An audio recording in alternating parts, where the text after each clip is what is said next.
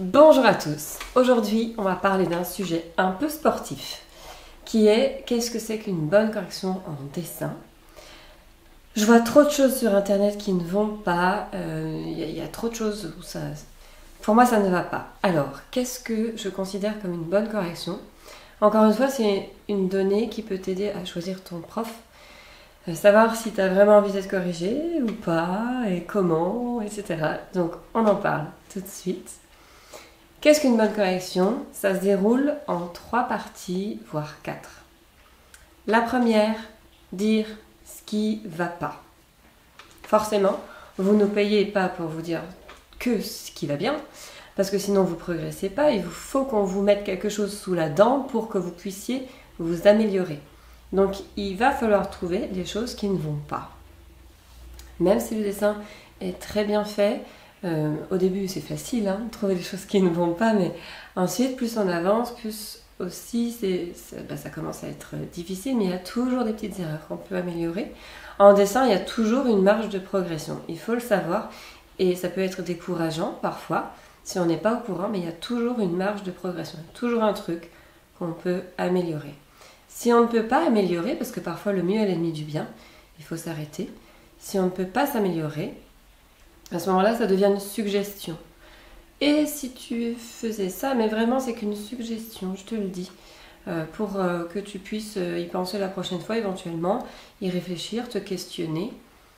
Mais au moins, il y a quelque chose à se mettre sous la dent. Petit extrait pour vous montrer. Ah, ensuite, Calou. Calou, même problème que pour l'ananas. Il n'est pas assez incliné. Tu m'as dit, il est plus incliné sur la photo que sur le Mm. dessin. Alors déjà, moi, je trouve ça super, en dehors de ça, que tu aies utilisé un crayon rouge sur un fond vert pour qu'on voit l'écriture et le prénom de ce nounours. Très belle idée. Ça, c'est la carte blanche d'identité visuelle. Et alors, pour la vachir, il va falloir lui faire des contours qui soient, eux, vraiment précis aussi. En fait, quand on a un truc un peu penché ou avachi, c'est vraiment dans les contours que ça se passe. Par exemple, il a la tête qui remonte trop vite. Tu vois, sa tête, Ouais, les joues sont plus basses. Donc, c'est dans le trait de contour ici. Ça touche plus longtemps l'épaule ouais, il faut avant de qu'il... sortir. Ouais, Et ce qui va nous faire comprendre que le bras est devant et enfin, il est dessous, mais il est aussi devant, c'est ce petit angle-là, tu vois, ici, juste là. En fait, la fin de la joue en dessous, c'est le bras, c'est le bombé du bras. C'est presque plus. Dans l'ombre, c'est le cercle de la joue, mais dans le contour, c'est le début du bras. Et il y a un truc entre mm. les deux qui va faire qu'on va comprendre que le bras est devant. Et pareil de l'autre côté, c'est encore plus visible. C'est vraiment le contour du bras qu'il faut faire plus que le contour de la joue. Pour mettre Ouais, là, d'accord, ouais. Ouais. comme ça, tu as le bras devant. Il y Et a. alors, ça c'est raccourci ou pas? Bah oui, Ben, c'est averti, oui, oui, c'est c'est la fête de raccourci, la c'est la pardon. hauteur. C'est la hauteur qui est D'accord. raccourcie. Oui, si tu avais un éléphant qui rue, il est de face, mais du coup, la tête, c'est en raccourci, tu vois. Ouais, Raccourci la hauteur en la vachissant. Euh, il y a plus d'ombre aussi sous le nez, tu vois, tout ici, là, du ah nez oui. jusqu'au menton. Tout ça, c'est plus dans l'ombre. Donc, on comprendra mieux aussi tout ça. Et il y a les yeux qui sont... euh, alors, ils sont de travers, certes, mais pas autant. Et il faut les ovaliser. Bah, c'est le même principe que l'ellipse, en fait. Si tu as des yeux très circulaires, c'est qu'ils sont en face de toi, pour un nounours, tu vois. Et s'ils sont raccourcis, hop, ils s'ovalisent, comme pour le verre et les ellipses. Donc là, Mm. c'est des ovales couchés. D'accord? Ouais. Tu vois, c'est vraiment des petits détails, mais c'est vraiment comme pour l'ananas, c'est les petits détails qui vont compter pour qu'on le sente en arrière, comme ça, dans son pot. Et peut-être que ce qui manque aussi, pour qu'on sente qu'il a de la place dans le pot et que du coup, il peut aller en arrière, c'est les ombres cylindres sur la boîte. Toi, il n'y a pas beaucoup d'ombres sur ta boîte, ce qui fait qu'on a peut-être l'impression d'une pochette, tu sais. Ah oui. que Ouais, ouais. d'un vrai cylindre. Ouais, réussir à donner plus de volume à la boîte. Oui. Donc ça, c'est quand ça va pas du tout, enfin quand c'est vraiment à corriger. Et ça, c'est une petite suggestion. Ça va pour toi, Simone? Ouais, ça va. Ok. Il est joli celui-là, hein. Mm. C'est juste, peut-être que tu peux réhumidifier tes feuilles et, tu sais, appuyer un chiffon pour enlever un peu de pigment et les couches du dessus. Essaye pour voir. Tu tamponnes juste, hein. Il faut pas tamponner plusieurs fois, mais une seule, bien à plat, tu vois. Ok. Non, mais j'ai mis un vert trop foncé. Je pense que c'est surtout que tu as mis plusieurs verres l'un au-dessus de l'autre. Tout à fait. J'ai commencé par du jaune, après oui, non, non, Et, j'ai et fait trop ça, de couches. ouais. Voilà pour ce qui ne va pas. Alors, ce qui ne va pas, ça doit aussi être dit bien sûr de manière diplomate.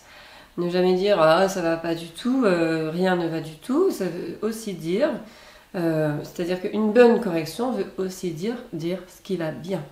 Si on ne dit pas ce qui va bien, alors vous ne conserverez pas ce qui va bien. Vous connaissant, je sais que il y a tout ça qui va pas, même s'il y a qu'une chose, c'est ça nous prend aux tripes parce que le dessin toujours on prend le jugement de manière personnelle et très forte. Et donc du coup, si on ne vous dit que ce qui ne va pas, alors vous avez l'impression que rien ne va du tout. Et là, vous allez avoir tendance à modifier ce qui va bien. Donc c'est aussi important et encourageant de dire ce qui va bien. Il faut le garder ce qui va bien. Donc petit extrait d'une même correction. Mais c'est surtout dans le miroir. Alors, on va dire que tu fonces un petit peu plus ton vert d'ici, d'accord? Mhm. Je pense que c'est ça que tu voulais faire. Dans le sable, il n'y a pas grand-chose à modifier. Dans le pot non plus. Maintenant, la personne sait ce qui va pas et sait ce qui va bien. Elle sait quoi conserver, elle sait quoi améliorer. Si elle a un petit vague à l'âme blues en se disant oh, j'ai une grosse montagne à améliorer, parce que vraiment, quand on est en visio, du coup, on prend la correction. Parfois, on a l'impression que je ne dis pas grand-chose alors que je dis énormément de choses, mais ça, les élèves souvent se rendent compte avec les replays, quand justement l'émotion n'est plus là. Quand on entend ça une deuxième fois et que l'émotion n'est plus là. Par écrit, je sais que c'est presque encore pire. Enfin, en tout cas, pour ma part, je préfère vraiment avoir les choses de vive voix plutôt que par écrit. Et donc, si la personne, c'est ça l'avantage de la visio, si je vois que la personne est un peu déstabilisée ou est en train de se demander ah, comment je vais faire, mon Dieu, petit encouragement. On appuie encore un peu sur ce qui va bien. Je sais qu'elle aura en tête ce qui ne va pas. Je peux moduler mon, moduler le ressenti qu'elle peut avoir. Donc, on va voir ça ensemble. Est-ce que ça va pour toi, Marie? Bon, on voit pas que j'ai sué, mais j'ai sué. Non, bah si. Si, si. Moi, je trouve celui-là bien plus réussi, tu vois, que l'ananas, la cruche. Ici, où c'était déjà sympa, mais on sent beaucoup plus les raccourcis dans celui-là. Toi, en fait, je t'ai dit, tu tournes simplement l'objet et ça te fait un raccourci. Ça t'a réglé ton problème du chamboule tout. Tu as amélioré beaucoup tes ombres. Ton contraste est là. Ensuite, ben, c'est l'expérience qui va continuer, quoi. Mhm. Ok. Il y a du progrès. Et puis, si nécessaire, je te montre là une autre correction encore. Si nécessaire, aussi, c'est important, quand c'est pertinent, et ça peut être dès le début. Là, l'extrait que je vais te montrer, c'est vraiment une correction au niveau des ombres dans mon module base en dessin. Donc la personne a commencé à dessiner il y a très peu de temps, mais elle a déjà une patte qui est particulière et qui est à conserver, qui est à respecter. Où je te montre que je dis que c'est important pour elle de conserver sa patte, mais qu'on va réussir à corriger et que je comprends, tu vas voir que je comprends que ce qu'il y a d'important pour elle, garder son identité, et pourtant améliorer son dessin quand même. Comment est-ce qu'on dose ça entre la patte et l'erreur? Petit extrait. Qu'il y a dans la bouteille là-bas, au fond. Là, Oui, plus le bas, plus bas. plus bas. Là. Voilà, voilà, ça. D'accord. Ah oui, ok, d'accord. Alors, oui, oui. Mhm. En fait, je suis en train de, tu sais, je sais pas comment dire, d'emmagasiner l'information. Parce que du coup, je suis en train de comprendre Oui, que, tu sais, si on retourne à avant, oui, les premières ombres que tu avais faites, elles étaient très subtiles. oui, Tu te souviens? Et ensuite, tu avais réussi à foncer un peu plus en gardant ta subtilité. oui, Et là, tu as fait des choses très marquées. Et je pense que ce qui te va moins bien, c'est que tu as plus ta subtilité. oui, oui, oui, oui. Et elle est importante pour toi, je le sais. Mhm. Alors, dans quel ordre tu as fait les dessins? J'ai fait la bouteille d'abord et après la lampe. Non, j'ai fait la tasse en premier. Tasse, bouteille, lampe? Oui, Ok. En fait, à chaque fois, tes reflets, toi, ils sont très marqués. Et ceux que tu voudrais moins marquer, ils restent très marqués. Euh, oui. Je sens bien que tu as des reflets que tu voudrais gris, puis d'autres plus blancs. Tu vois. Mm. Et en fait, avec ça, tu peux t'en sortir avec l'estompe. D'accord, oui. Toi, tu floutes les bords de tes reflets, Mhm. et comme ça va être beaucoup plus doux. D'accord. Donc ça, c'est juste un petit truc à faire. Et alors, dans ta bouteille, moi, je trouve que tu as réussi à gérer le truc. Ce qui manque, c'est l'ellipse d'en bas. Oui, Comme pour la lampe, ce qui lui manque, c'est l'ellipse d'en bas. Ça tourne un tout petit peu, mais pas assez. oui, Euh, et du coup, alors si tu vois, je vais tronquer ton dessin, tu vois. Si j'enlève le contour d'en bas, elle paraît beaucoup, beaucoup plus en volume. Je sais pas si tu le sens. oui, oui, oui. Ce truc-là à plat en bas, ça te casse tout ton volume, tu vois. Je Mm, l'enlève vraiment, je garde. Tu vois ce que j'enlève? Tu vois, j'enlève juste pratiquement que ton trait de contour. mm. Tout paraît vraiment plus en volume et on peut tout à fait imaginer un trait, tu vois, comme ça pour ta bouteille. Donc, si on récapitule, on a ce qui va pas, c'est important de le dire. Si la personne, le prof ne dit que ah ça va super chouette, ne te dit que ah courage, ça va aller, je sens bien que tu as galéré, courage, continue.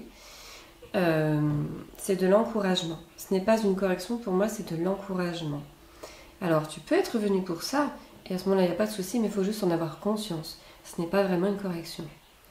Une correction, ça dit ce qui ne va pas, ce qui va bien. Ça encourage aussi, parce que, encore une fois, on a toujours tendance à prendre trop à cœur ces corrections. Et puis, surtout, ça respecte ton identité, et pour ça, il faut te connaître toi et avoir un suivi de dessin. Par exemple, pour Marie-Paul que tu viens de voir en extrait, je n'aurais jamais su qu'elle souhaite conserver son identité dans laquelle il y a de la subtilité si je ne l'avais pas côtoyée depuis déjà quelques dessins. Donc pour moi vraiment c'est super important. Et la correction bien sûr n'est pas seule. C'est-à-dire qu'il faut bien sûr aussi être pédagogue dans les vidéos qu'on vous fournit. Nous en tant que prof, on a un devoir de pédagogie, autant dans les vidéos de leçons, entre guillemets, de ce qu'on peut vous apporter comme astuces, comme méthode, etc. Et autant aussi, et c'est trop souvent oublié, on a un devoir de pédagogie et de psychologie aussi quand on vous apporte une correction. Elle doit vous faire avancer et vous permettre de savoir ce que vous avez à améliorer, ce qu'il faut conserver, encore une fois. Voilà pour cette vidéo, j'espère qu'elle va t'aider à savoir ce que je fais en coulisses, comment je travaille en coulisses avec mes élèves. Si tu veux en faire partie, n'hésite surtout pas à m'envoyer un commentaire. Tu peux aussi t'inscrire à la formation gratuite si tu ne l'as pas encore fait via la fiche ou via la description. C'est 5 cours gratuits où tu ne pourras pas tester ma pédagogie, ma psychologie de correction parce que c'est gratuit. Parce que vraiment ces corrections-là, tu vois que ça me demande de la rigueur, de l'exigence et un réel travail. mais je te propose de goûter un peu à ma pédagogie de méthode avec 5 cours gratuits de base, vraiment le b.a.-ba. Si tu ne sais pas par où commencer en dessin, c'est par là, en fiche et en description. À très bientôt pour de nouvelles aventures.